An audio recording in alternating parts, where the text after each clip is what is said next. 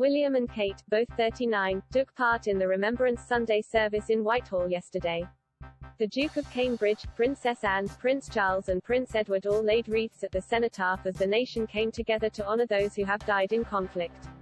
The Duchess of Cambridge watched the ceremony from a balcony of the Foreign Office, alongside Camilla, the Duchess of Cornwall and Sophie, the Countess of Wessex. The Queen, who was coming to the end of a 2-week period of rest advised by doctors, was not present because she had sprained her back, Buckingham Palace announced. It had been reported that the monarch, who is head of the UK's armed forces, had been determined to attend the Remembrance Sunday event.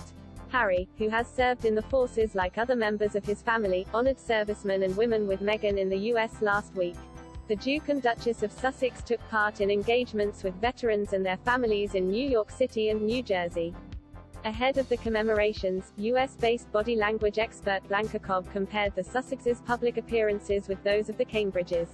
She claimed to Express.co.uk that William and Kate had become more informal in recent years and appeared more at ease with PDA, possibly because of Harry and Meghan's own approach. She said, "Sometimes it makes me wonder if, because the public has been so receptive of Harry and Meghan's affection, that perhaps William and Kate feel like, oh, well, maybe it is okay for us to show a little more affection in public."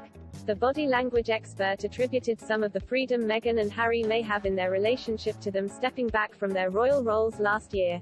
The couple announced their decision to become financially independent of the royal family in January 2020, and then moved to North America, before eventually settling in Montecito, California. Unlike Meghan and Harry, Ms. Cobb claimed that William and Kate are expected to adhere to a stricter set of royal protocols.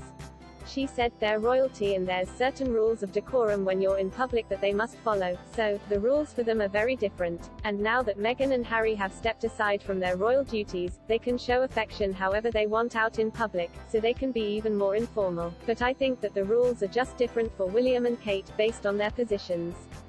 But it's nice to see that it's relaxing a little bit." Prior to the somber remembrance events, both couples have been seen appearing to enjoy themselves out in public in recent months.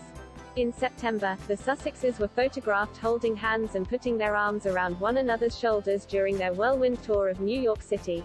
The visit was their largest series of engagements since the birth of their second child, Lilibet Diana, in June. Meanwhile, William and Kate have also had several high-profile engagements in recent weeks, such as the COP26 Climate Change Summit in Glasgow and the premiere of the new James Bond film, No Time to Die, in London. While the pair are not known for their PDA, when they attended the Earthshot Prize Awards ceremony last month, Kate was pictured with her arm around William's waist. Speaking about the Cambridges, Ms. Cobb added, "It's one thing to say that you love your partner. It's another thing to show it to the world, with a handhold or a caress on the cheek or getting a little closer to them or standing a little closer to them.